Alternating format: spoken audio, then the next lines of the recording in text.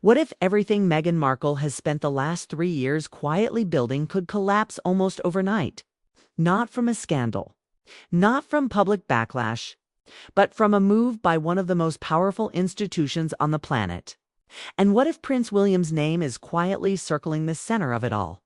Because according to multiple reports, a line may have finally been crossed, and this time, the consequences could be irreversible. Nobody saw this coming. Not the commentators. Not Meghan's critics. Not even her most loyal supporters. And just when it seemed like the Sussex drama had cooled for good, UK Parliament walked into the picture and changed everything. For the past few years, Meghan Markle has done something almost unthinkable in celebrity culture. She went quiet. No explosive interviews. No public attacks. No fresh accusations aimed at the royal family. Instead, she faded into a carefully controlled calm. At first, many people assumed she had stepped back for peace, privacy, or healing. But that silence wasn't accidental. It was strategic. Meghan and her team were executing one of the most calculated image rebuilds in modern celebrity history. Every appearance felt softer. Every photo felt intentional. Every headline was lighter, calmer, safer. And slowly, it worked. The controversy cooled. The outrage faded. The narrative shifted. Behind that calm exterior, something much bigger was taking shape. Meghan wasn't retreating from the spotlight. She was repositioning herself for something far more ambitious: a lifestyle empire, wellness ventures, female-focused branding, inspirational messaging, media projects wrapped in elegant, aspirational language. Everything polished, everything curated, everything carefully aligned with a very specific identity. And right at the center of that identity sat one powerful, unmistakable asset. Her royal title, the Duchess of Sussex branding, wasn't just part of the image. It was the engine driving it. The royal connection wasn't subtle. It wasn't background flavor. It was the reason the brand stood out in a market overflowing with influencers, entrepreneurs, and celebrity founders. Meghan wasn't just selling lifestyle ideas. She was selling proximity to royalty, access to a world most people will never see. And that's when Westminster started paying attention. According to reports, a cross-party parliamentary committee quietly began reviewing how royal titles are used by former working royals, particularly those living overseas while operating private businesses. On paper, it sounded dull, bureaucratic, the kind of review that rarely leaves committee rooms. But sources claim that when Meghan's commercial branding came under scrutiny, the tone changed fast. The concern wasn't subtle. The committee reportedly viewed her use of the Duchess title as more than branding. They saw it as a potential constitutional problem. One senior figure allegedly described it as dangerously close to exploiting royal prestige for commercial gain. Another publicly criticized what they called a misuse of royal identity. And just like that, the review went from routine to explosive. Parliament announced a formal examination into whether non-working royals should be allowed to use their titles to market private ventures. Meghan wasn't named directly. She didn't need to be. Everyone knew exactly who the focus was. The timing raised immediate questions. Why now? Why after years of silence and careful image control? Why intervene just as Meghan's business momentum appeared to be building? And that's where speculation began to swirl. According to reports, Prince William may have played a role behind the scenes, urging advisors to take a closer look at how royal titles were being commercialized. Sources suggest he views this as a matter of institutional protection, fearing that blurred boundaries could weaken the monarchy long term. Whether personal history influenced that concern remains unproven. But the optics alone were enough to ignite controversy. What makes this moment so dangerous for Meghan is what Parliament is actually considering. This isn't about guidelines or polite warnings. Reports indicate lawmakers are discussing enforceable restrictions on how royal titles can be used commercially. That strikes directly at the heart of Meghan's brand. Remove the Duchess identity, and the empire loses its defining advantage.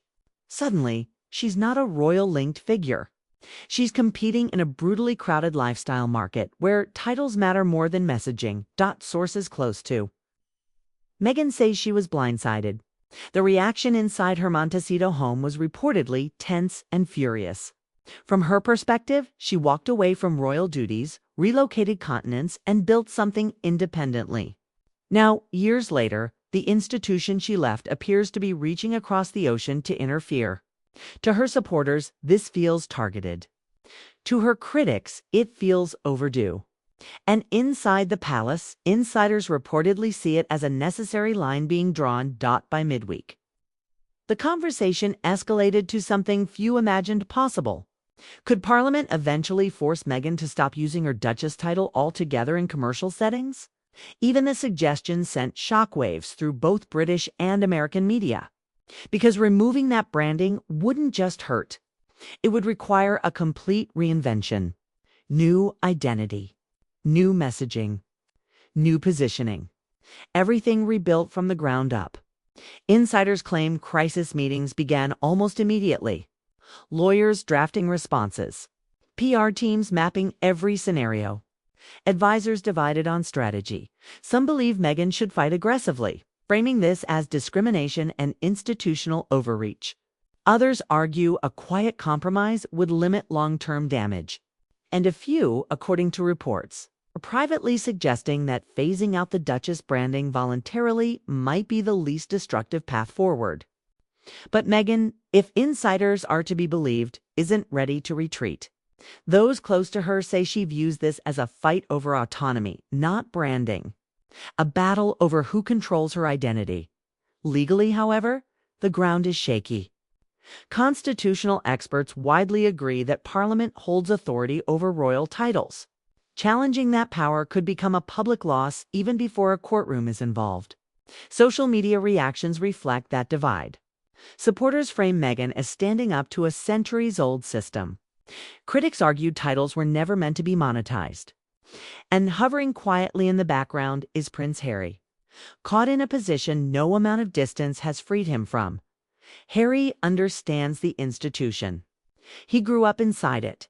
Sources suggest he warned Meghan long ago that commercializing royal identity would attract scrutiny. He didn't expect this level of escalation, but he understood the risk.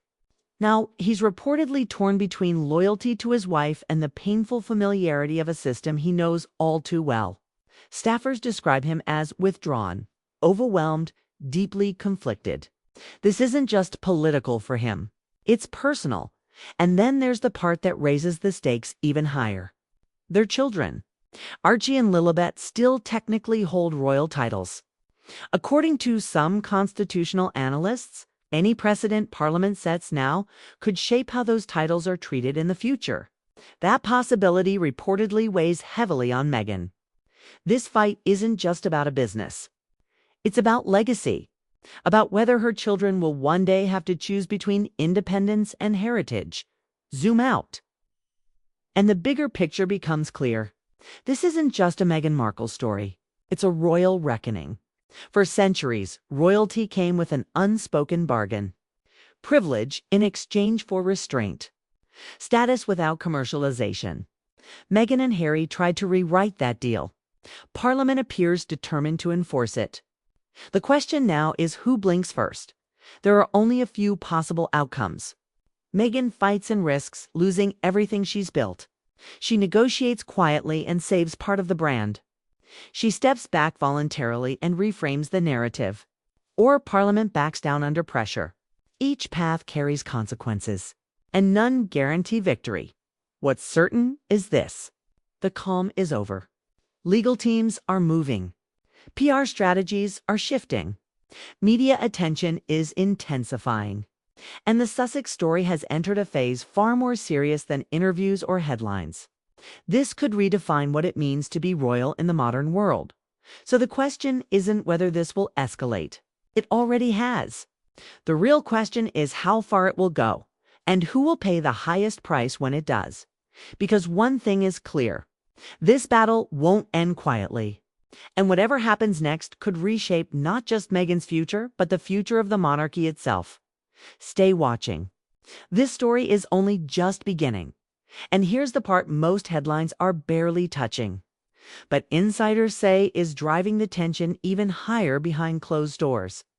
Parliament doesn't need to act quickly to win. Time itself is a weapon. As long as this review hangs in the air, uncertainty alone can stall partnerships, freeze investor confidence, and quietly erode momentum. Brands hate instability. Investors hate unresolved risk. And Meghan's entire operation depends on forward motion. Even without a formal ruling, the mere possibility of restrictions is enough to slow everything down. According to reports, several potential collaborators have already gone quiet. Not publicly, not dramatically, just cautious pauses. Delayed calls. Let's wait and see how this plays out. And that's how damage happens in the real world. Not with a bang, but with hesitation. Every week this drags on. The pressure compounds. And Parliament knows it. Meanwhile, Meghan's legal team is reportedly walking a razor-thin line. On one hand, they're preparing arguments centered on personal freedom, private enterprise, and discrimination. And hovering over all of this is Prince William's shadow. No official confirmation, no public statement. Just quiet reports and insider whispers suggesting concern from the very top. Whether or not he directly influenced this review may never be proven. But perception matters. And in the court of public opinion, perception often becomes reality. To Meghan supporters, William represents the old guard tightening its grip. To critics, he represents stability, protecting the institution from erosion. Inside Montecito, sources describe a household split between action and exhaustion. Meghan reportedly thrives under pressure, channeling frustration into strategy. Late nights, rapid-fire meetings, long calls with advisors across multiple time zones. She's in fight mode. Harry, by contrast, appears weighed down by the emotional cost. This isn't a battle he ever wanted. He didn't leave the UK to end up back in its political crosshairs. And yet, here he is, watching the system he escaped reassert itself over his family, friends close to. Harry say this situation has reopened old wounds. The feeling that, no matter how far he runs, the crown follows. That distance doesn't equal freedom. The titles aren't just names. They're obligations that don't disappear when you cross an ocean. And while Meghan sees this as a challenge to overcome, Harry reportedly sees it as confirmation of something he's always known. You don't ever really leave royalty. You just change how it shows up in your life. Public reaction continues to harden on both sides. Supporters argue Meghan is being punished for success, that other royals have quietly benefited from status without this level of scrutiny. Critics argue she pushed too far, too publicly, too commercially. And Parliament, intentionally or not, now sits at the center of a cultural fault line. Tradition versus modernity. Institution versus individual. Power versus reinvention. What makes this moment especially volatile is that there's no clean exit. Every option costs something. Fighting risks reputational damage. Compromising risks appearing weakened. Backing down risks validating critics. And Parliament stepping away risks undermining its own authority. This is why insiders believe a quiet, negotiated outcome is the most likely path, even if no one admits it publicly. A slow phase-out. A subtle shift. Language adjusted. Branding softened. A solution that avoids open war while still setting boundaries. But even that outcome would mark a turning point. Because once the Duchess branding fades, something irreversible happens. The myth changes. The story shifts.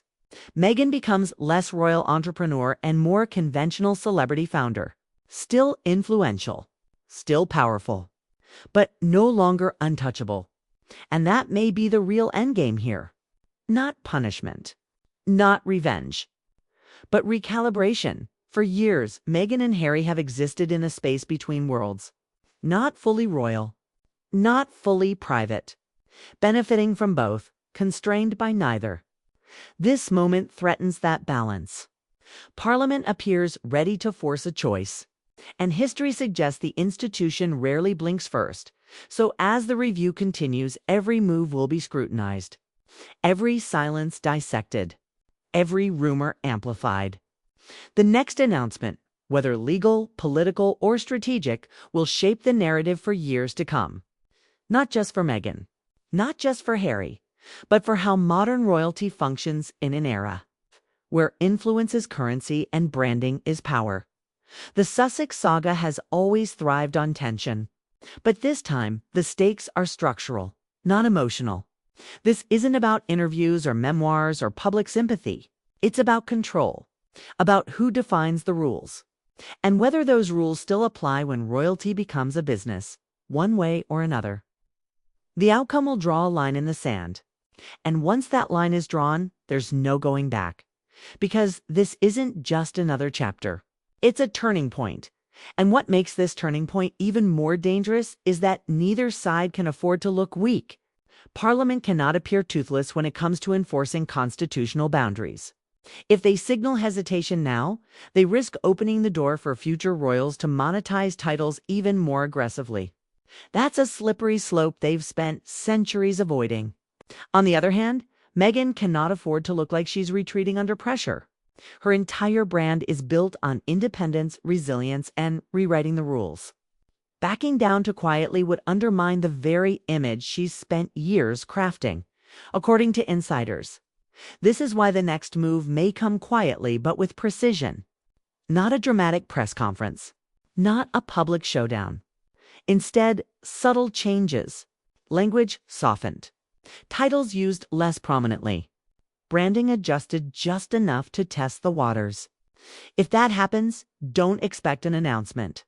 Expect a slow fade, because in situations like this, silence often signals compromise. But make no mistake, even a quiet shift would send shockwaves. It would confirm what critics have argued all along, that the royal connection was doing the heavy lifting. And once that connection is loosened, the question becomes whether Meghan's empire can stand on its own without it. Supporters say absolutely.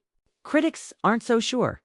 And that debate alone could redefine how her projects are received going forward. Meanwhile, across the Atlantic Palace, watchers are paying close attention. Not just to Meghan, but to how Parliament frames its final conclusions. Because whatever language they use will matter a lot. If they emphasize clarification and modernization, it looks procedural. If they emphasize misuse or overreach, it looks punitive.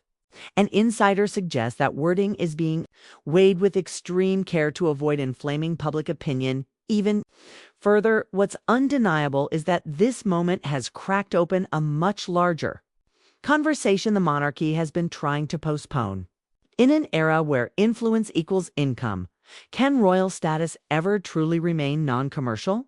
Social media, brand partnerships, and personal platforms have changed the rules of power. Meghan didn't invent that shift. She simply tested its limits more visibly than anyone before her. And now the system is responding. Harry, for his part, reportedly remains quiet in public but deeply unsettled in private. Those close to him say he's increasingly concerned about how this fight will define their children's future. Not just in terms of titles, but in terms of identity. Will Archie and Lilibet grow up with royal connections that open doors or constraints that follow them forever? That question reportedly weighs on him more than any headline. And here's the irony no one can ignore. Harry and Meghan stepped away from royal life to escape constant scrutiny. Yet this moment may draw more institutional attention than anything they've faced before. Not because of what they said, but because of what they built. Power attracts oversight. Influence invites boundaries. And once money enters the picture, neutrality disappears. As days pass, speculation continues to build. Will Meghan's legal team make the first move?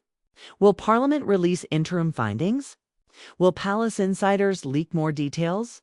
Every delay only sharpens anticipation. And anticipation is dangerous. Because when the public fills in the gaps, narratives harden fast. One thing is already clear. The old balance is gone. The era where Meghan could quietly build while controversy slept is over. From this point forward, every decision will be interpreted through a new lens. Every success questioned. Every setback magnified. The stakes have changed, so when the next update comes, and it won't just be another royal headline. It will be a signal. A declaration of who holds authority in a world where tradition and reinvention are colliding head-on, and whether Meghan emerges constrained, compromised, or completely recalibrated, one truth will remain. This moment will define her legacy far more than any interview ever did, because history won't remember the noise. It will remember who blinked first. And that question, who blinks first, is now hanging over every single move being made on both sides. Because behind the scenes, this isn't playing out like a public spectacle. It's unfolding like a slow chess match. Every pause is intentional. Every silence is strategic. And every leaked detail is doing exactly what it's meant to do. Apply pressure without officially declaring war. According to reports, Parliament understands that forcing an immediate ruling could backfire. A hard decision delivered too aggressively risks turning Meghan into a symbol. Not just a celebrity under scrutiny, but a figure framed as standing up to an ancient system. That's not a narrative Westminster wants to hand her. So instead, the process stretches. Reviews continue. Language is measured. Ambiguity lingers. And in that ambiguity, the leverage quietly shifts. Because uncertainty doesn't just affect Meghan's brand. It affects everyone around it. Potential partners hesitate. Media allies grow cautious. Even supportive outlets begin hedging their language. Not because they've turned against her, but because nobody wants to back a position that might suddenly become indefensible. This is how influence erodes, slowly, invisibly, until one day it's noticeably weaker. Inside Meghan's circle, sources say the mood has evolved from shock to calculation. The initial anger has cooled into focus. This is no longer about reacting emotionally. It's about controlling the narrative before it hardens permanently. That's why advisors are reportedly urging restraint. Not silence, restraint. Choose battles carefully. Let others speak first. Allow critics to overreach while she stays composed. It's a familiar playbook, but this time the opponent isn't the press. It's Parliament, and that distinction matters. Because Parliament doesn't need public approval to A.